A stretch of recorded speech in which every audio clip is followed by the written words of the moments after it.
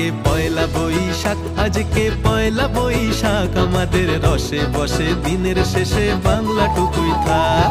পয়লা বৈশাখ, আজকে পয়লা বৈশাখ, আমাদের রসে বসে দিনের শেষে বাংলাটুকুই থাক।